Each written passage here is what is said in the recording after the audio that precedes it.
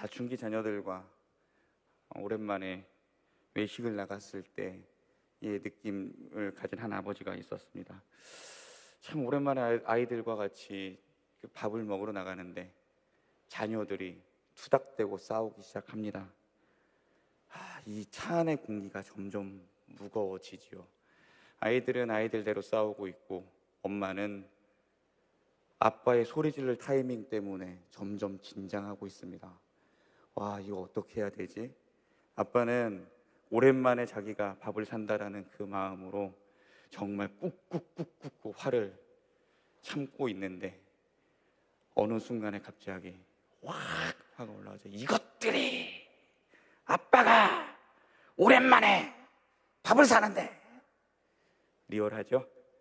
네. 굉장히 그 자리가 어려워지는 것을 우리는 우리의 체험을 통해서도 알고 있습니다. 오늘 우리가 읽은 예수님과 제자들의 그 식탁 공동체 자리가 딱 그런 자리였습니다.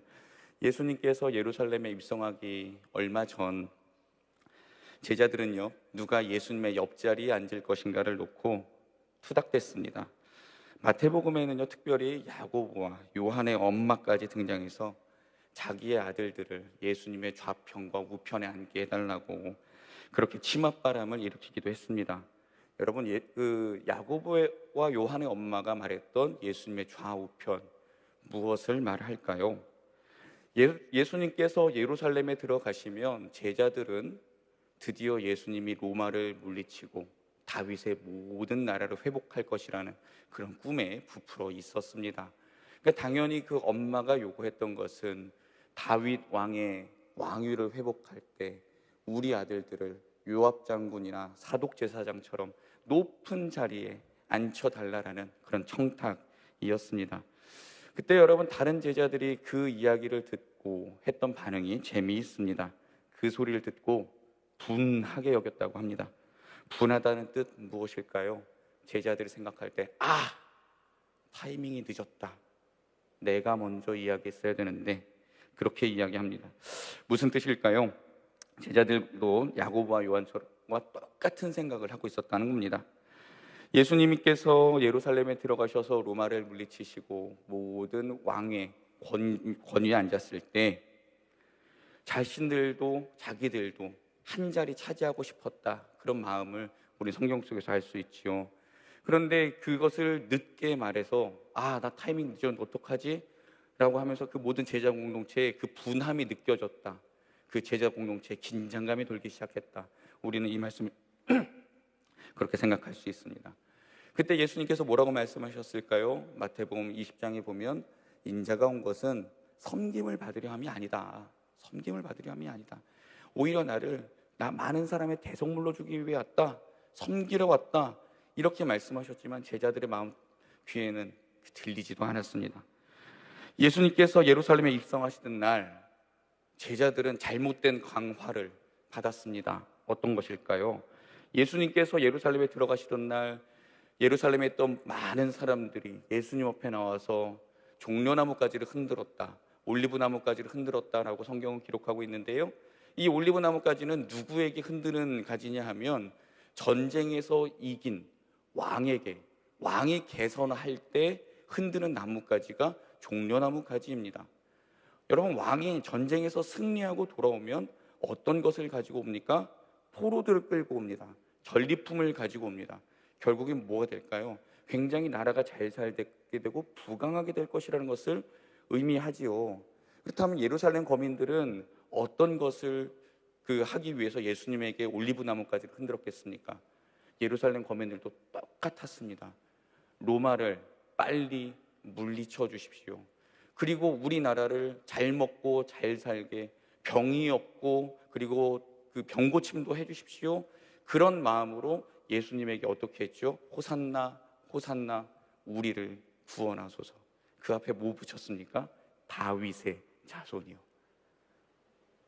제자들은 그것을 보면서 어떤 생각을 했을까요?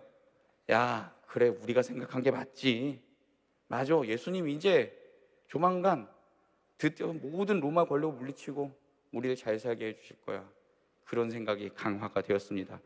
그렇게 예루살렘에 입성해서 예수님의 성전을 깨끗하게 하시고 며칠 동안 바리새파에 속한 사람들 그리고 사두개파에 속한 사람들과 여러 가지 논쟁을 하셨습니다. 그리고 한 여인이 드리는 헌신도 받으시면서 참 바쁘게 지내셨죠. 그리고 목요일 저녁, 시간상으로 보면 어저께 밤일 것입니다. 제자들과 함께 유월절 식탁교제를 나누는 그 자리였습니다. 그런데 여러분, 유월절은 어떤 날이었을까요? 우리 성경에는 예수님께서 돌아가시기 때문에 그 유월절 식탁 자리가 굉장히 무겁게 표현을 되지만, 유월절 식탁 교제는요, 이스라엘 백성들이 애굽에서 해방된 굉장히 기쁜 날입니다. 잔치자리여야 됩니다. 그런데 그 식탁 자리의 공기가 처음에 말씀드렸던 그 외식 자리 못지않게 굉장히 쎄했습니다. 여러분, 왜 그렇게 분위기가 쎄했을까요? 이스라엘의 예법은요, 어느 집에 들어가거나 혹은 밥 먹기 전에 발을 닦는 예법이 있었습니다.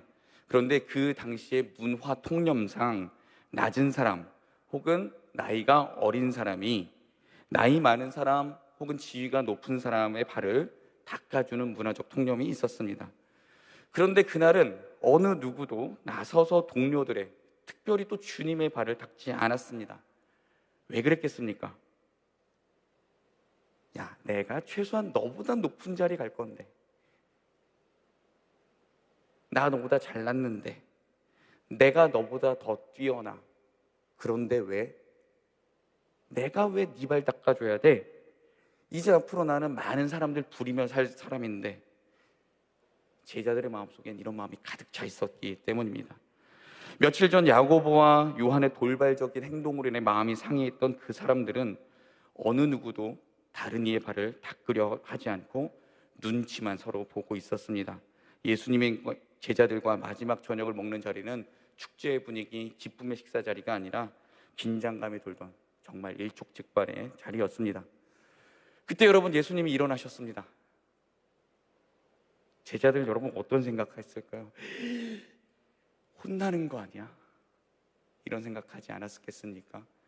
그런데 여러분, 예수님께서는 오늘 우리가 읽진 않았지만 요한복음 13장 1절을 보게 되면 예수님께서 그들을 사랑하시되 끝까지 사랑하셨다라는 말씀이 기록된 것을 보아 그들을 혼내시지 않고 그들 앞에서 물을 떠갖고 오셨습니다. 그리고 겉옷을 벗으셨습니다. 겉옷을 벗는다는 의미는요, 당시 노예들이 주인을 앞에 섬길 때 주인님, 저는 이 몸 안에 주인님을 해할 무기가 없습니다 라는 것을 알리는 그런 행동이었습니다. 그러니까 예수님께서 스스로 제자들의 노예가 되겠다, 그렇게 행동으로 보여주시는 거죠. 예수님께서는 이제 내일이면, 아니 이제 몇 시간 후면 십자가에 달리셔서 돌아가셔야 되기 때문에 정말 마음은 심란한데 기도해야 될 것도 많은데, 그러한 마음도 몰라주는 제자들을 보시면서 혼내시고 화내시는 것이 아니라 오히려 그들의 못남까지도 품고 그들의 발을 닦으셨죠. 제자들의 발을 다 닦아 오셨습니다. 그러다 이제 베드로 앞에 이르렀습니다. 근데 우리가 잘 알고 있듯이 베드로는 여러분, 예수님의 수제자였습니다. 3년 동안 예수님 따라다니면서 정말 많은 것을 경험했고 예수님의 많은 사랑도 받았습니다. 인간으로서는 경험해보지 못할 바다 위를, 물 위를 걷는 경험도 했습니다. 예수님께서 그렇게 물을 들고 옷을 벗고 발을 닦아주고 오시면 여러분, 우리라면 어떻게 했을까요? 주님, 이러시면 안 되시죠. 저 주세요. 제가 닦을게요. 이래야 되는 것이 인지상정 아니겠습니까? 그런데 베드로는요, 끝까지 주님의 마음을 뒤집어 놓았습니다. 베드로 뭐라고 얘기했을까요? 주님, 발 닦아주시지 말고요, 이왕이면 머리끝부터 발끝까지 좀 닦아주시지요. 이렇게 이야기를 했습니다. 이 이야기의 속내는 이렇게 해석할 수도 있습니다. 주님, 나 그래도 수제자인데요. 저예요, 저 베드로. 근데 쟤네들 발 닦아줬으면 최소한 나는 머리끝부터 발끝까지 좀 닦아줘야 될 거 아니에요. 예수님께 이렇게 표현을 하는 것으로 우리는 볼 수도 있습니다. 어떻게 할까요? 예수님께서 제 베드로만 콕 집어서 요한복음 13장에서 이렇게 말씀하시죠. 너 정말 나 따라올 수 있니? 너 그렇게 특권 요구하는데, 너 그렇게 잘났다고 이야기하는데 너 정말 나 따라올 수 있니? 베드로 뭐라고 이야기합니까? 아, 주님 걱정하지 마십시오. 주님 걱정하지 마십시오. 나는 다른 사람들 다 배반해도 죽는 데까지 난 주님 따라갈 것입니다. 왜 그런 걱정하십니까? 주님, 저예요. 저 베드로예요. 주님 앞에 그렇게 호언장담하던 사람들입니다. 참 못났지요. 참 못났지요. 무언가 특별한 대우를 요구하는 베드로의 모습을 보면서 우리는 그 베드로 보면서 비난하고 손가락질을 합니다. 그런데 여러분, 그런 베드로의 모습, 딱 우리 모습 아니겠습니까? 우리도 어쩌면 야고보처럼, 요한처럼 내 생각과 욕심을 앞세우고 공동체를 섬기기보다 내가 왜 그런 것 해야 돼? 왜 나만 손해봐야 돼? 왜 내가 먼저 사과해야 돼? 이런 생각에 예수님과 함께한 마지막 식탁의 제자들처럼 서로 다른 이들로부터 대접받으려고 하는 모습이 혹시 우리의 모습은 아닌가? 오늘 말씀을 통해서 우리가 생각해 봐야 할 것입니다. 그런 못난 인생 위해, 그런 못난 사람들 위해 예수님께서는 직접 제자들의 발을, 그리고 오늘 말씀을 통해 우리들의 발을 닦으셨습니다. 어찌 보면 예수님은 모든 이들을 위해 십자가에 달리시기 전에 제자들을 위한 섬김의 십자가를 지셨다라고 오늘 말씀을 통해 우리는 생각해 볼 수 있지요. 사랑하는 여러분, 우리는 하나님 앞에 어찌 보면 다 똑같은 죄인일 뿐입니다. 그런데 도토리 키재기처럼 내가 조금 더 잘났다고, 내가 조금 더 높다고, 내가 조금 더 대우받아야 한다고 그렇게 이야기하고 있는 모습이 우리의 모습은 아닐런지요. 그러나 주님 보시기에는 다 똑같은 사람들이고, 어떤 사람도 주님 보시기에는 정말 주님의 눈에는 부족한 사람이 없습니다.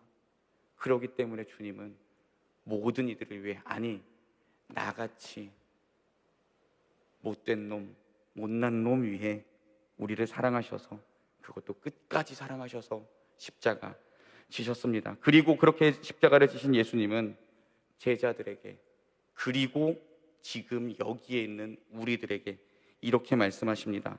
내가 너희에게 행한 것 같이 너희도 행하게 하려 하여 내가 오늘 보였다.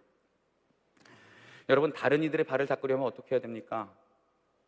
우리 항상 성금요일쯤 되면은 가정에서 혹은 교회에서 예전에 세족식을 해보셨던 그런 경험들이 있으실 겁니다.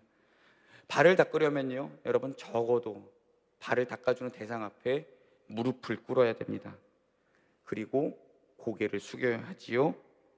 그 발을 만져야 합니다. 그래야 다른 이의 발을 닦을 수 있습니다.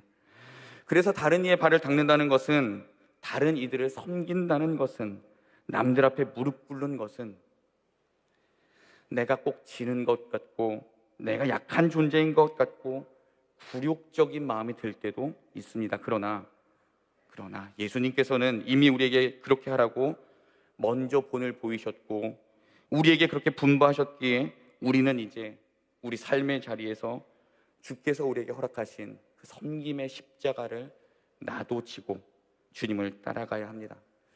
사랑하는 여러분, 그간 신앙생활 하시면서 고난주간 특별 새벽 예배를 많이 들으셨을 건데요, 참 많은 기간 동안 주님을 따르고 섬기겠다고 다짐하고 또 다짐하셨을 겁니다. 이 말씀도 한두 번 들은 말씀이 아니시지요. 정말 많이 이 본문의 말씀을 들었을 것입니다. 그렇다면 이제는 또 한 번 다짐의 시간을 가졌으면 좋겠습니다. 주님, 이 못난 인생 주께서 그렇게 끝까지 사랑하여 주셨는데요, 주님, 나도 다시 한번 주님 말씀 따라 섬기며 살아가겠습니다. 이렇게 우리 같이 한번 고백해 보는 것은 어떠하겠습니까? 머리로만 알았던 그 말씀을 이제는 우리의 손과 발로, 우리의 삶으로 녹여내서 정말 우리의 있는 그 모든 삶의 자리에서 주님 말씀대로 살아가겠다고 다짐해보는 그런 시간을 가지는 것은 어떠하겠습니까? 주님께서 이 못된 인생, 못난 사람을 위해 먼저 본을 보여주셨고 먼저 십자가를 지셨습니다. 이 은혜를 생각하면 우리 또한 우리의 십자가를 우리 손에서, 우리 삶에서 내려놓을 수 없을 것입니다. 기도하겠습니다.